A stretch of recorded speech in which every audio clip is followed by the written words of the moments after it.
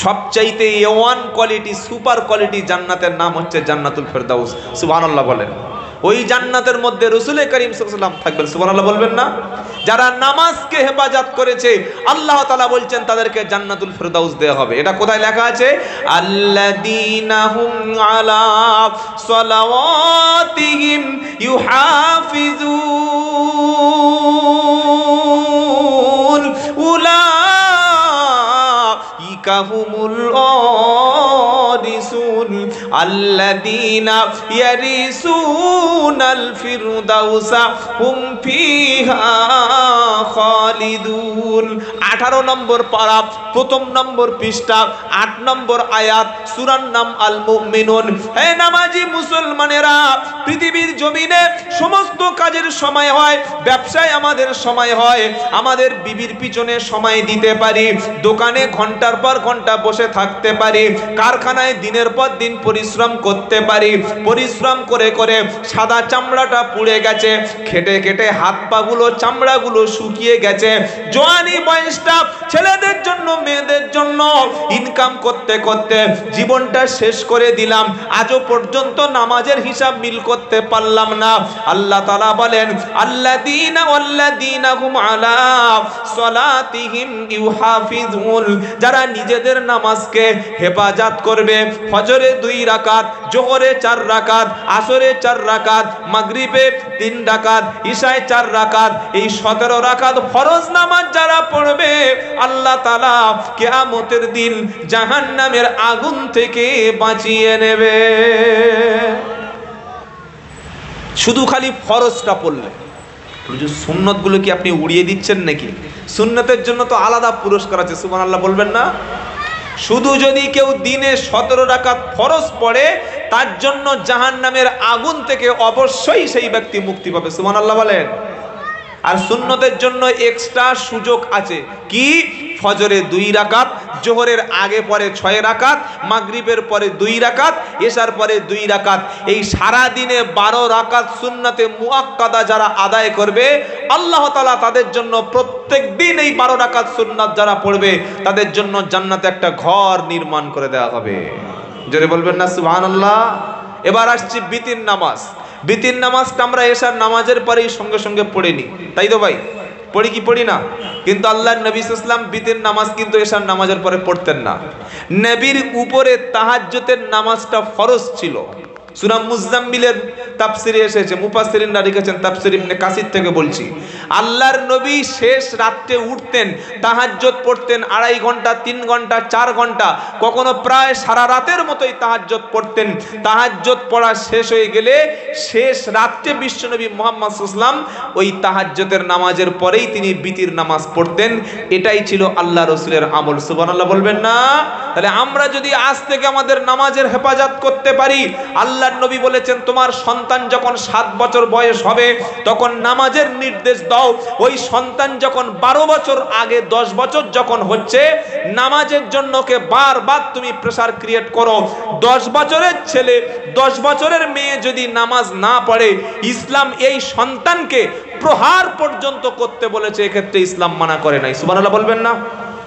এবার আপনি লক্ষ্য করুন, আপনার আমার ঘরের ছেলেটা মেয়েটা যখন প্রাইমারি স্কুলে পড়তো জুমার দিন মসজিদে ছুটে যেত, ও যখন হাই স্কুলে গেল শুক্রবার দিন মসজিদে যেত, ও রমজান মাসে হাই স্কুলে ছেলে মেয়ে পড়ে।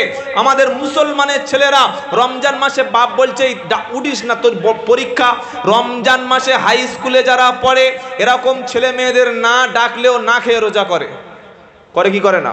কিন্তু এই ছেলেটা এই মেয়েটা যেদিন হাই স্কুল থেকে কলেজে গেল, কলেজ থেকে ইউনিভার্সিটি গেল, মাথার পোশাকটা পরে গেল, মুখের দাড়িটা চেঁচে দিল, সিগারেট খায়, বিড়ি খায়, তখন গাঁজা খায়, মদ পান করে, রাম খায়, বিয়ার খায়, যত রকমের নেশা সব কিছু করে, গান শোনে, হারাম অনুষ্ঠান পালন করে, তখন নামাজ দেখলেই গালাগালি করে, আলেম ওলামা টুপি দাড়ি দেখলেই গালাগালি করে, মসজিদকে তখন ঘৃণা করে, কোরআনের মজলিসকে মোটেই শোনে না, আলেম ওলামাদের সঙ্গে সঙ্গে শত্রুতা করে। এটা কেন হয়েছে?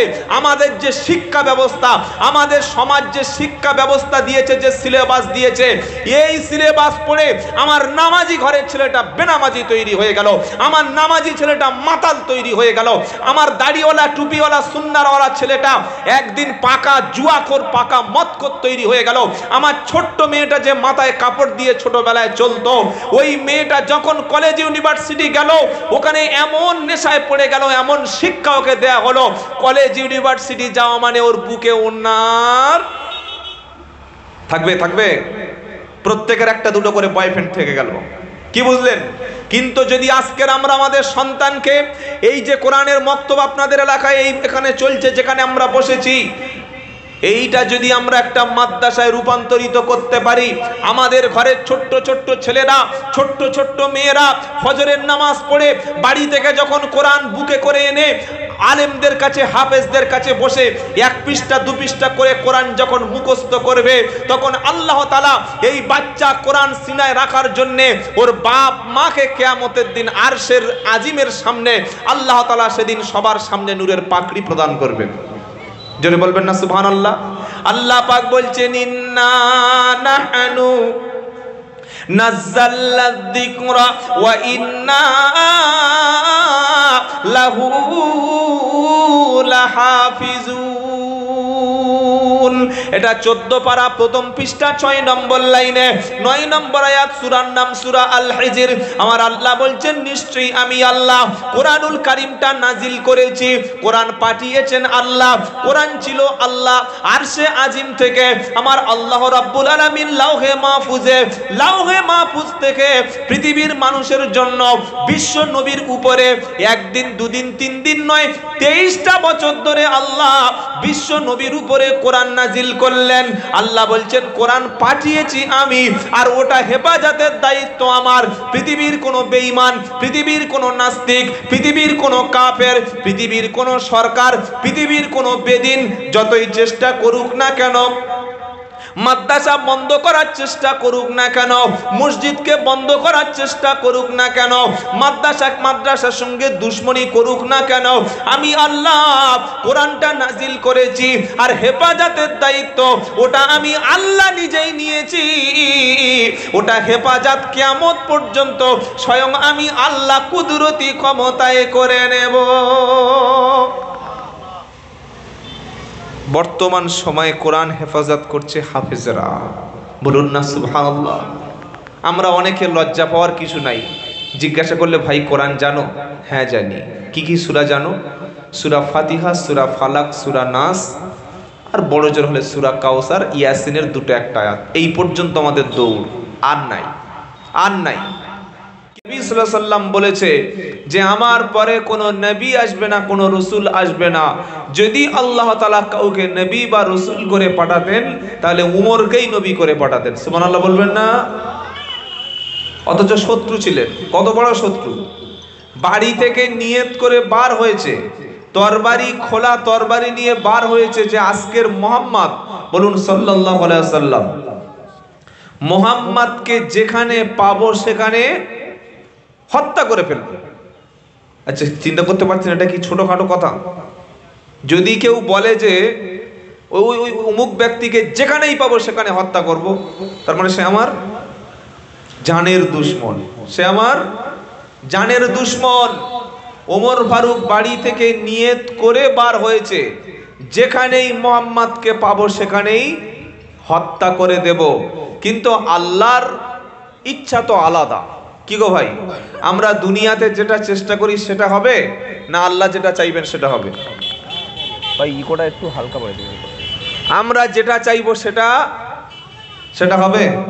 কি বলছেন আপনারা? আমরা যেটা চাইবো সেটা হবে না। একটু বাড়িয়ে দেন। আল্লাহ রাব্বুল আলামিন কোরআনে বলছেন, লিমান শাআ মিনকুম আই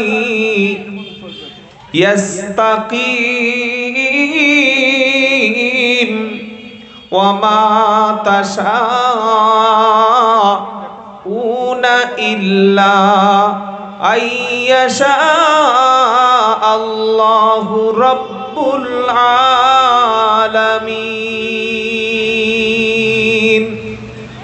সুবহানাল্লাহ বলুন। তোমরা যেটা চাইবে, যেটা ইচ্ছা করবে, সেটা কিন্তু হবে না আমার আল্লাহ না চাইলে কখনো হবে না, আল্লাহ চাইলেই তবে হবে। সুবহানাল্লাহ। কে ভেবেছিল যে ওমর মুসলমান হবে? কেউ ভাবেনি। বরং ওমরের ভয় থেকে মুসলমানরা লুকিয়ে পড়তো। আল্লাহর নবীজি সাল্লাল্লাহু আলাইহি সাল্লাম মক্কায় 13টি বছর সাহাবারা মার খেয়ে গেছেন, শুধু মার খেয়েছেন। নবীজি একদিন অত্যন্ত কষ্ট পেয়ে দোয়া করলেন আল্লাহর কাছে, রব্বুল আলামিন, আল্লাহ, হয় ওমর ফারুক অথবা আবু জাহাল, এই দুজনের মধ্যে একজনকে আপনি কলেমা পড়িয়ে ইসলামের ছায়া তলে, মুসলমানের দলে, আল্লাহ এবং রসুলের পক্ষে দুজনের মধ্যে একজনকে কবুল করুন। প্রথম নাম্বার হলো আবু জাহাল, দ্বিতীয় নাম্বার হলো উমার। এই দুজনের মধ্যে একজনকে ইসলামের জন্যে, কোরআনের জন্যে আপনি কবুল করে নিন। আমার নবী দোয়া করেছেন, দোয়াটা আল্লাহ তাআলা আবু জাহালার জন্য কবুল না করে উমর ফারুকের জন্য কবুল হয়ে গেছে। সুবহানাল্লাহ বলতে মন চায় না?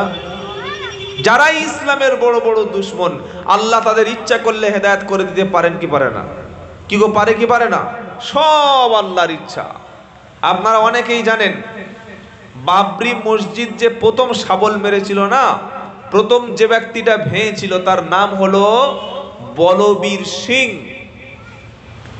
এই লোকটা প্রথমে বাবরি মসজিদ ভাঙার প্রথম ষড়যন্ত্রকারী, প্রথমেই শাবল মেরেছিল। পরবর্তীকালে আল্লাহ তাআলা তাকে যখন হেদায়েত নসিব করে দিলেন, সে মুসলমান হলো। 2019 সালে কলকাতায় এসেছিলেন, সাংবাদিক সম্মেলন করেছিলেন। সেই লোক মুসলমান হয়ে মাথায় টুপি দিয়ে, মুখে দাড়ি রেখে, মৃত্যুর আগ পর্যন্ত তিনি প্রায় 200-র উপরে আল্লাহর ঘর মসজিদ, 200 নতুন মসজিদ নির্মাণ করে দিয়েছিলেন। জোরে বলুন সুবহানাল্লাহ। আল্লাহ ইচ্ছা করলে অনেক কিছু করতে পারে, সব আল্লাহর ইচ্ছা। তো কোরআনুল কারীমের কাছে এসে একটা নিকৃষ্ট সমাজ, যাদেরকে বলা হয় আইয়ামে জাহিলিয়াত, মূর্খ সমাজ, মূর্খতার যুগ, সেই মানুষগুলি কোরআনের কাছে এসে এত বেশি ভালো হয়ে গেল, এত বেশি তারা আল্লাহওয়ালা হয়ে গেল, এত বেশি আল্লাহ রসুলের প্রেমিক হয়ে গেল, যাদের নাম শুনলে বলতে হয় রাদিয়াল্লাহু আনহুম ওয়া রাদু আনহু। সুবহানাল্লাহ বলবেন না? এবং সাহাবাদের সম্পর্কে আল্লাহ তাআলা বলছেন, ওয়াস-সাবিকুনাল আউয়ালুনা মিনাল মুহাজিরিনা ওয়াল আনসার ওয়াল্লাযীনা তাবাউহুম বিইহসান রাদিয়াল্লাহু আনহুম ওয়া রাদু আনহু আ'আদ্দা লাহুম জান্নাতিন তাজরি তাহতাহাল আনহার খালিদিনা ফিহা আবাদা যালিকাল ফাউজুল আযীম। সুবহানাল্লাহ বলেন। সাহাবাদের সম্মান আমার আল্লাহ নিজেই বর্ণনা করছে, একবার সুবহানাল্লাহ বলবেন না? 11 পারা দ্বিতীয় পৃষ্ঠা প্রথম লাইনের 100 নম্বর আয়াতে আমার আল্লাহ বলছেন, ওয়াস-সাবিকুনাল আউয়ালুনা মিনাল মুহাজিরিনা ওয়াল আনসার ওয়াল্লাযীনা তাবাউহুম বিইহসান। ঈমান আনার ক্ষেত্রে প্রথমের দিকে ঈমান এনেছে যারা, মক্কার মুসলমান মুহাজির সাহাবারা, মদিনার আনসারী সাহাবারা, যারা প্রথমের দিকে ঈমান এনেছে আর তাদের যারা অনুসরণ করেছে, এই ব্যক্তিগুলো সম্পর্কে, তাদের মর্যাদা সম্পর্কে আল্লাহ বলছেন, রাদিয়াল্লাহু আনহুম ওয়া রাদু আনহু, আমি আল্লাহ তাদের উপর রাজি আর তারাও আমি আল্লাহ আমার উপরে রাজি। ওই সাহাবাদের জন্য রয়েছে আল্লাহর জান্নাত। সমস্ত সাহাবারাই জান্নাতি জান্নাতি জান্নাতি। সুবহানাল্লাহ। কত বড় সৌভাগ্যবান সাহাবা। সাহাবারা যে এত মর্যাদা পেলেন, এত সম্মান পেলেন কিসের কারণে বলেন? কিসের কারণে? এক নাম্বার আল্লাহ রসুল পাক সাল্লাল্লাহু আলাইহি ওয়াসাল্লামকে দেখার কারণে, দু নম্বর দেখার পরেও তারা ঈমান আনার কারণে। কারণ আবু জাহেল তো নবীকে দেখেছিল। কি ভাই, আবু জাহেল নবীকে দেখে নাই? আবু লাহাব নবীকে দেখে নাই? আবু তালেব নবীকে দেখে নাই? উদবা, সাইবা, মুগিরা এরা সবাই তো রসুলকে দেখেছে। আরে সকাল হলেই তো আবু জাহেল রসুল সাল্লাল্লাহু আলাইহি ওয়াসাল্লামের দেখতেন। সকাল হলেই তো আবু লাহাবের সঙ্গে মুহাম্মদ সাল্লামের সামনাসামনি দেখা হতো। আবু লাহাব আর মুহাম্মদ সাল্লামের ঘর তো পাশাপাশি ঘর ছিল, দেখেও কোনো লাভ হয় নাই। কারণ শুধু রসুলকে দেখে লাভ নাই, রসুলে করিম সাল্লাল্লাহু আলাইহি ওয়াসাল্লামকে দেখার পরে তার উপরে ঈমান আনতে হবে, এবং ঈমান আনতে হবে আল্লাহর আসমানি কিতাব কোরআনের উপরে, রসুলের উপরে ভালোবাসা। রসুলকে দেখার পরে পুরো কোরআনুল কারিমটা যারা মেনে নিয়েছে, আল্লাহ তাআলা তাদের এত বেশি মর্যাদা দিয়েছেন যাদের নামের শেষে আল্লাহ রাজি আর আল্লাহ তাদের উপরে রাজি। জোরে বলুন সুবহানাল্লাহ। তো আমরা যদি সেই কোরআনকে মর্যাদা দিই, সেই কোরআনকে যদি সম্মান করি, সেই কোরআনকে যদি ভালোবাসি, আমাদের মর্যাদা বাড়িয়ে দেবেন কে? জোরে বলেন। দেখবেন কোরআনুল কারিমের উপরে একটা কভার থাকে, থাকে না বাবা? কি গো, কোরআনের গায়ের উপরে একটা কাপড় জড়ানো থাকে, থাকে না? ওই কাপড়টা সাদা হতে পারে, লাল হতে পারে, কালো হতে পারে। ওই আপনি বাজার থেকে 2 মিটার কাপড় কিনেছেন, 1 মিটার কাপড় কিনে একটা আপনি পাঞ্জাবি তৈরি করেছেন, বা 2 মিটার কাপড়ে একটা 2.5 মিটারে পাঞ্জাবি তৈরি করেছেন। আর একটা কাপড় বেশি হয়েছে, এই ছোট মতো একটা রুমাল করেছেন, মুখটুক মোছেন, মুখটুক মুছে থাকেন। আর একটা 2 ফুট কাপড় বেশি হয়েছে, ওই কাপড়টা নিয়ে আপনি কোরআনুল কারিমের গিলাফ তৈরি করেছেন, কোরআনের কাপড় তৈরি করেছেন। এবার বলুন, যে কাপড়টা কোরআনের জন্য তৈরি করেছেন, কোরআনের গায়ে কয়েকবার মিশিয়ে দেওয়ার পরে, কোরআন ঢেকে দেওয়ার পরে, ওই কাপড়টা নিয়ে নাক মোছা যাবে, ঘাম মোছা যাবে, পা মোছা যাবে? যাবে যাবে যাবে? সকলে বলেন যাবে না। কেন যাবে না? কাপড়টা যেহেতু কোরআনুল কারিমের সংস্পর্শে এসেছে, কাপড়টা যেহেতু কোরআনের সাথেই লেগে গেছে, তাই কোরআনের মতো সম্মান ওই কাপড়টার হয়ে গেছে। জোরে বলুন সুবহানাল্লাহ। আমরা মুসলমানরা আমাদের ঘরে কোরআন থাকার পরে, আমাদের প্রত্যেকের বাড়িতে কোরআনুল কারিম থাকার পরে, আমরা না পড়ার কারণে, ওর কাছাকাছি না যাওয়ার কারণে, কোরআন না বুঝতে পারার কারণে, কোরআনুল কারিম না তেলাওয়াত করার কারণে আমাদের সম্মান কমতেই আছে, কমতেই আছে। যদি আমরা প্রতিদিন তেলাওয়াত করি, কোরআনুল কারিম হিসাবে যদি আমরা জীবন যাপন করি, যদি কোরআনটা আমাদের জীবনে মেনে নিই, ওয়াল্লাহি আল্লাহর কসম করে বলছি, কোরআনের গায়ে একটা কাপড় থাকার কারণে যেভাবে কোরআনের সম্মান বাড়ে, আমরা মুসলমানরা যদি কোরআনটা হৃদয়ে রাখতে পারতাম, যদি আমরা কোরআন পড়তে পারতাম, কোরআন অনুযায়ী যদি জীবন যাপন করতে পারতাম, ওই কোরআনের মতো সম্মানও বিশ্বের সমস্ত অমুসলমানরা মুসলমানদের করত। সুবহানাল্লাহ বলবেন না? কারণ আল্লাহ পাক 5 শ্রেণীর ব্যক্তিকে তিনি বলেছেন, 5 প্রকার ব্যক্তি যাদের দুনিয়াতে কোনো ভয় নাই, আখেরাতে কোনো চিন্তা নাই। সুবহানাল্লাহ বলবেন না? সুবহানাল্লাহ বলবেন না? 5 শ্রেণীর ব্যক্তি। কয় শ্রেণী? জোরে বলেন। 5 খুব ভালো করে মুখস্থ করবেন। বক্তব্য শুনবেন কম, কিন্তু মাথায় রাখার চেষ্টা করবেন। আর 3 ঘন্টা হাবি জাবি শুনে বাড়িতে গিয়ে একটা শব্দ মনে নাই, কি আলোচনা করেছে মনে নাই। বউ বলছে, গো কি শুনলে গো? বলে চুপ কর। কি শুনেছি? তাওয়ারা কিনেছি, খা। কি লাভ হলো? অল্প শুনুন, কাজে লাগবে ইনশাল্লাহ। সেটা বুঝে বুঝে শুনুন, বুঝবো ইনশাল্লাহ। শোনাচ্ছিলাম 5 শ্রেণীর ব্যক্তি এমন আছে দুনিয়ায় যাদের কোনো ভয় নাই, আর আখেরাতে তাদের কোনো চিন্তা নাই। সুবহানাল্লাহ বলেন। কয় শ্রেণীর ব্যক্তি বলেছি বাবা? জোরে বলেন। 5 শ্রেণী। প্রত্যেকটা দলিল এবং প্রমাণ আপনারা কোরআন থেকে নিয়ে নেবেন। কোনো বানোয়াট, কোনো আজে বাজে গল্প গুজব করে আপনাদের সময় নষ্ট করব না। প্রথম শ্রেণী যাদের দুনিয়ায় কোনো ভয় নাই, দুনিয়ায় কোনো বিপদ নাই, দুনিয়ায় তাদের কোনো টেনশন নাই, আর আখেরাতে সম্পূর্ণ বিপদ মুক্ত, প্রথম হলো আল্লাহর হাক্কানি ওলি বান্দারা। সুবহানাল্লাহ বলেন। আল্লাহ পাক বলেন, আলা ইন্না আউলিয়া আল্লাহি লা খাউফুন আলাইহিম ওয়ালা হুম ইয়াহজানুন। 11 পারা 15 পৃষ্ঠা প্রথম লাইনে 62 নম্বর আয়াতে, সূরার নাম ইউনুস। আমার আল্লাহ বলছে, আলা ইন্না আউলিয়া আল্লাহি লা খাউফুন আলাইহিম ওয়ালা হুম ইয়াহজানুন। জেনে রাখো, অবশ্যই আমার বন্ধু যারা, বন্ধু কার? একটু কথা বলেন। কেউ যদি মমতা ব্যানার্জির বন্ধু হয়, রাহুল গান্ধীর বন্ধু হয়, কিংবা মোদির বন্ধু হয়, তার ভয় আছে? দুনিয়া তার ভয় আছে? এই আমার সঙ্গে কার সম্পর্ক আছে জানিস? দেখবি পুলিশ পাঠাবো। কি গো, এমএলএর সঙ্গে একটু খালি মাঝে মাঝে ছবি তোলে এমএলএর সাথে, এমএলএ সাহেবের সাথে, কি গরম, তার পাশে দাঁড়ানো যায়। এক ফোন করলে এমএলএ সাহেব চলে আসবে। কি গরম আছে না নাই? কি বলছেন? আর আল্লাহ বলছে, জেনে রাখো আমার বন্ধু যারা, আমার ওলি যারা, দুনিয়াতে তাদের কোনো ভয় নাই, আখেরাতে আমার বন্ধুদের কোনো চিন্তা নাই। জোরে হবে না? এ বক্তব্যটা শুনেছেন না শোনেন নাই? শুনেছেন, সারা জীবন শুনে এসেছেন। ওলিদের কোনো ভয় নাই, ওলিদের কোনো চিন্তা নাই। তবে ভাই ওলি হব কিভাবে, এটা আপনাদের সামনে হয়তো খুব একটা বেশি বলা হয় নাই।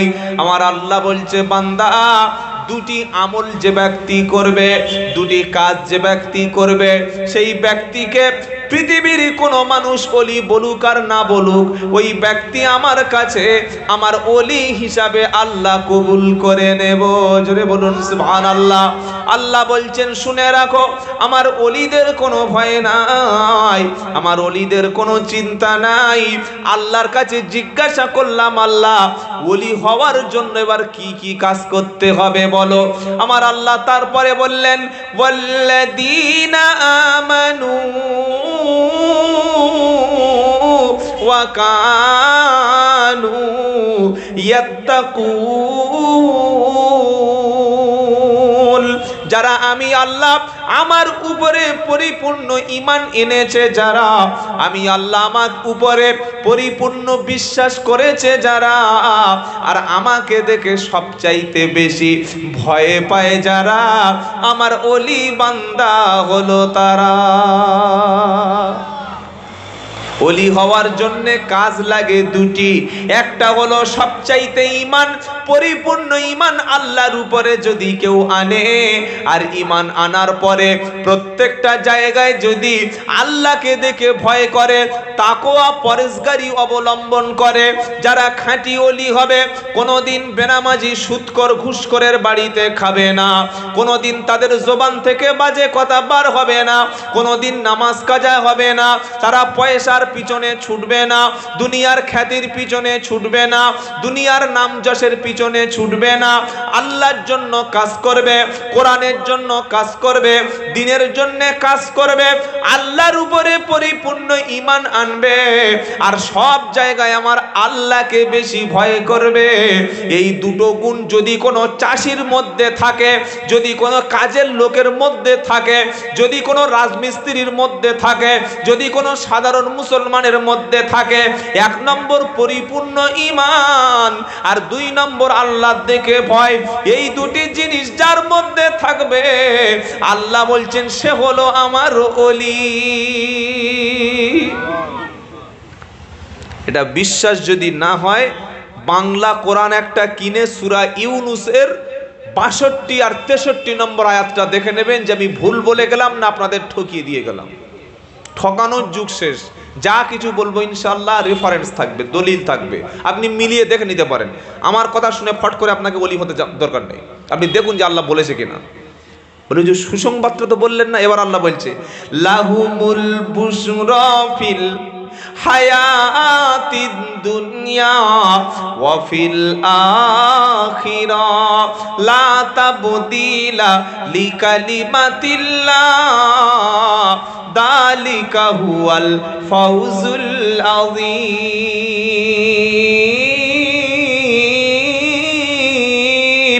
সুবহানাল্লাহ বলেন। ওলি হওয়ার জন্য কটা কাজ? জোরে বলেন। দুটি কি কি? 1 নম্বর পরিপূর্ণ ঈমান, আর 2 নম্বর পরেজগার ও মুত্তাকি। সুবহানাল্লাহ। যে ঈমান এনেছে, ঈমানের পরে সবচাইতে বড় পরেজগার, সবচাইতে বড় মুত্তাকি যে আল্লাহর ওলি বান্দা, তো সেই সুবহানাল্লাহ বলবেন না? আমাদের মধ্যে প্রথম লাগবে খোদা ভীরুতা, আল্লাহর দেখে পরেজগারিতা। বড় বক্তা মিথ্যা কথা বলে, কি গো? বড় বক্তা ঠিক মতো নামাজ পড়ে না, কোনোদিন লাভ আছে? একজন সাধারণ ক্ষেত মজুর খেটে খায়, মাঠে ঘাটে চাষ করে খায়, জামাতে নামাজ পড়ে, নামাজ কাজা করে না, মিথ্যা কথা বলে না, সুদ ঘুষ খায় না, বাপ মাকে কষ্ট দেয় না, প্রতিবেশীকে ঠকায় না, তার কাজটাই সম্পূর্ণ রসুলের সুন্নাহর উপরে। আমরা সমাজের মানুষ চিনি না, অথচ সেই ব্যক্তি অনেক আগেই আল্লাহর কাছে ওলি হিসাবে কবুল হয়ে গেছে। সুবহানাল্লাহ বলবেন না? তো আল্লাহ বলছে, শুনে রাখো, লাহুমুল বুশরা ফিল হায়াতিদ দুনিয়া, যারা আমার ওলি হবে দুনিয়াতে তাদের জন্য সুসংবাদ। ওলি কিন্তু কপালে লেখা থাকে, থাকে কপালে লেখা থাকে। আরে বলছেন না কেন? আমার গাড়ির সামনে যদি লিখে রাখি ওলি, তাহলে আমি কি ওলি হয়ে গেলাম? গাড়ির সামনে লিখে রাখলাম ডাক্তার, সার্টিফিকেট নাই, ডাক্তার না। গাড়ির সামনে লিখে রাখলাম উকিল, আমি কোর্টে কাজ করি না, আমি উকিল না। গাড়ির সামনে মিথ্যা করে লিখে রাখলাম পুলিশ, আমি পুলিশ ডিপার্টমেন্টে কাজ করি না, আমি মিথ্যাবাদী। গাড়ির সামনে ওলি, এটা লিখে রাখলেও সে ওলি না। তার কাজে প্রমাণ করবে ওলি কিনা, তার কথাবার্তায় প্রমাণ করবে ওলি কিনা, তার পরেজগারিতা, তার তাকওয়া, তার খোদাভীরুতা যখন সম্পূর্ণ আল্লাহ রসুলের করিম সাল্লাল্লাহু আলাইহি সাল্লামের তরিকায় হবে, সেই ব্যক্তিটা আল্লাহর কাছে সমাজের অজান্তেও ওলি হয়ে যাবে। আল্লাহ বললেন দুনিয়ায় তার জন্য সুসংবাদ, আখিরাতে তাদের জন্য সুসংবাদ।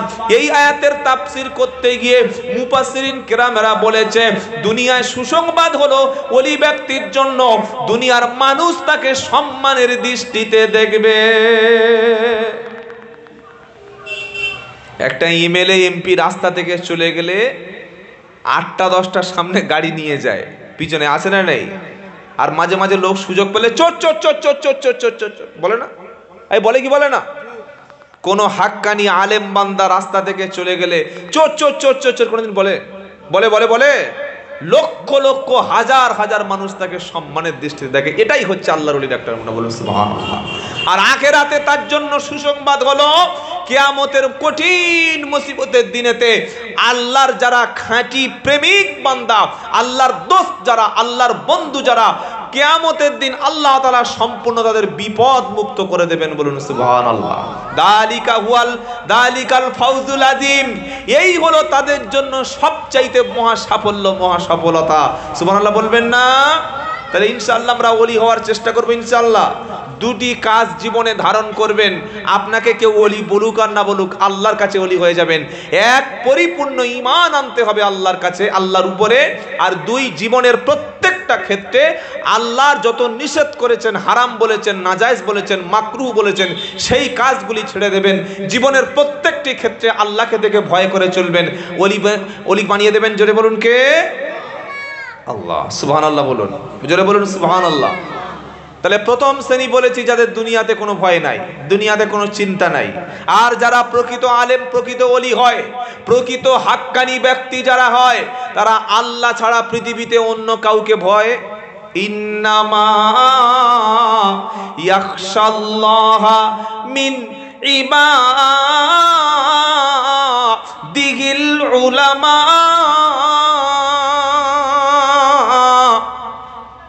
22 পারা 16 পৃষ্ঠা 12 নম্বর লাইনের 28 নম্বর আয়াত সূরা ফাতির।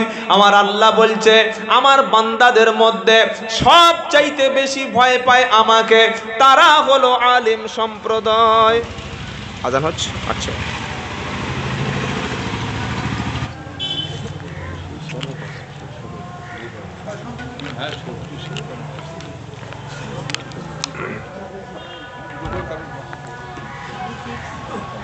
অনুষ্ঠান শেষ হবে, দোয়া হবে, তারপরে নামাজ এখানেই হবে ইনশাআল্লাহ। ঠিক আছে।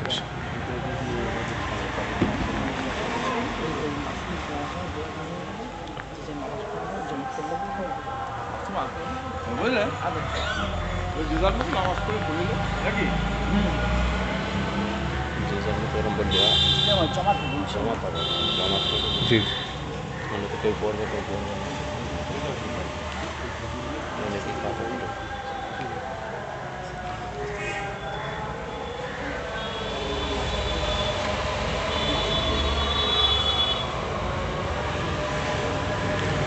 আল্লাহুম্মা রাব্বা হাযিহি দাওয়াতি তাম্মাতি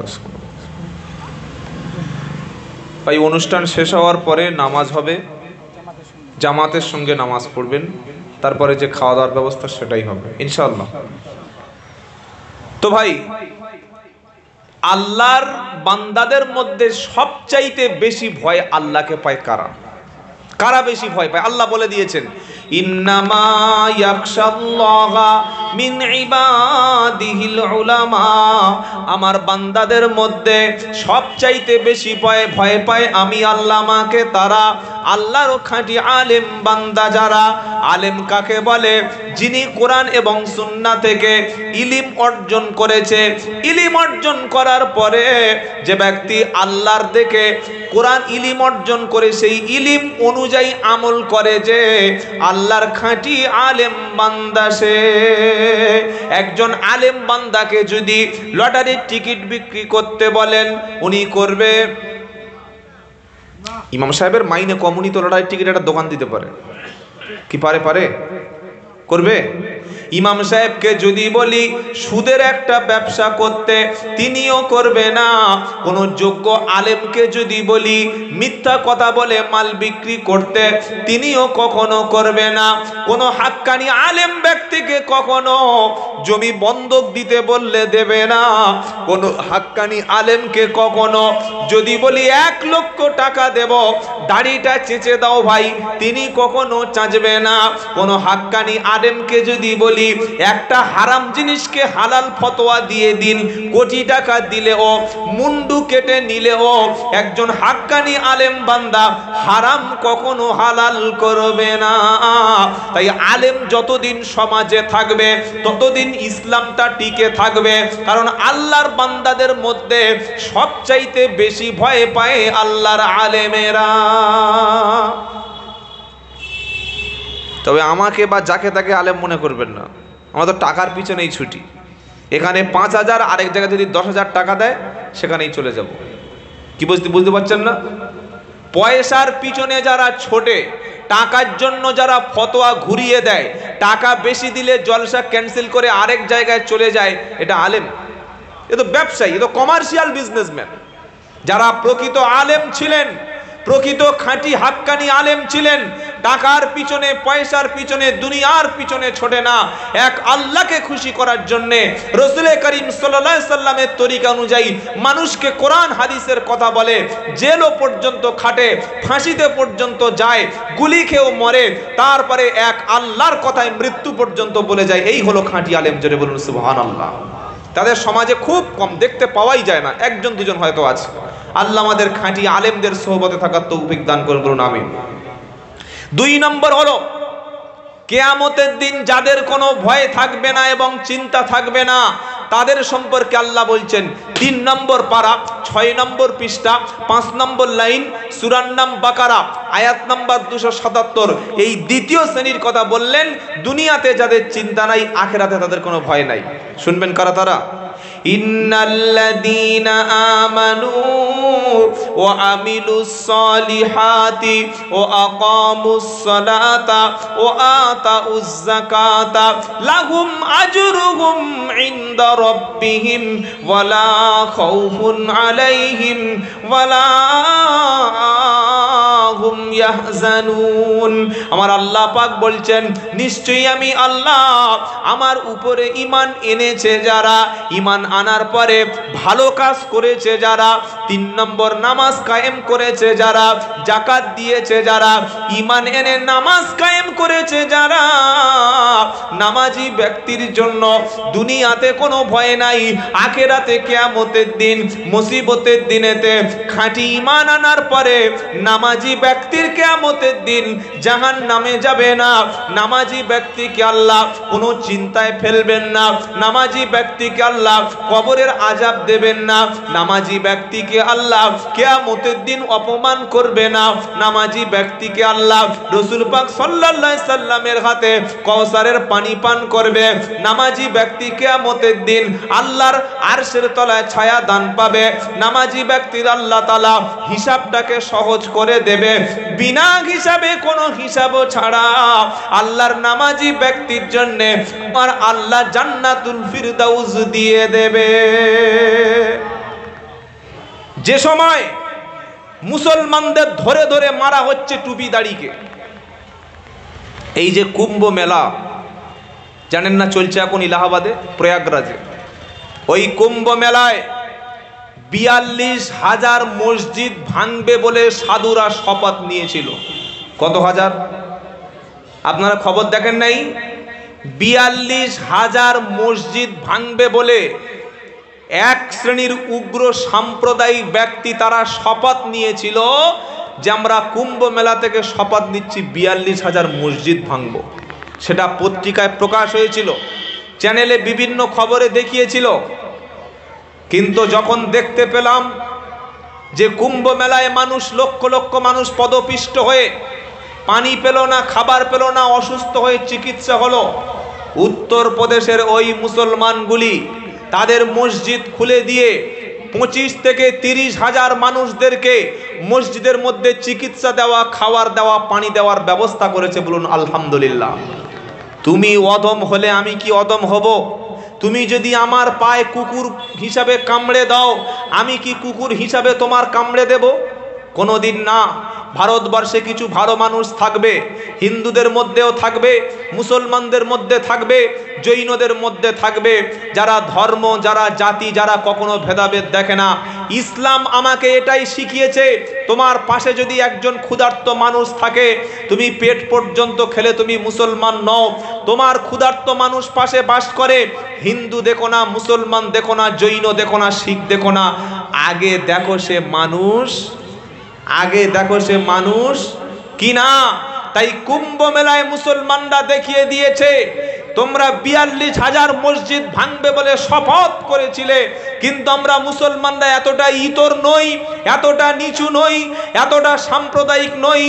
আমরা তোমাদের এই রকম একটা করুণ পরিস্থিতিতে মুসলমানরা মসজিদগুলো খুলে দিয়ে হাজার হাজার হিন্দু ভাইদের পানি, থাকার, খাওয়ার ব্যবস্থা করে দিয়েছে। বলুন আলহামদুলিল্লাহ। এটা আপনারা দেখেছেন না দেখেন নাই? দেখেছেন না দেখেন নাই? আর একটা খবর বলি, শুনে রাখেন।